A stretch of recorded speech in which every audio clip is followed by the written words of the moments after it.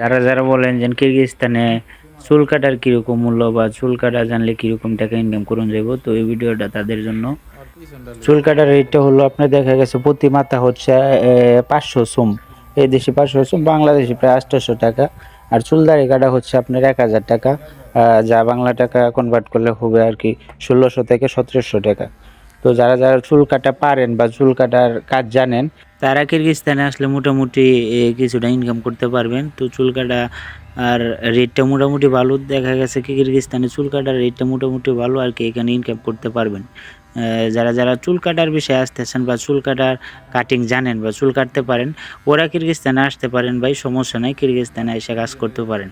আর আমি ওর কাছ থেকে সবসময় চুল কাটি, ও খুব ভালো চুল কাটে, তো তাই ওর আর কি বইলা দিলাম না, ও তার মন মতনই কাটতেছে, ও জানে যে আমি কেমনে চুল কাটি। আর এখানে বেশিরভাগ কিরগিজস্তানে যারা চুল কাটে মোটামুটি দক্ষ কারিগরি থাকে, নতুন কোনো কারিগর নাই, তারা দক্ষ কারিগরি চুল কাটে, সব কিছু মেশিন দিয়ে কাটে। আর আজকের ভিডিওটা এই পর্যন্তই, সকলে ভালো থাকবেন।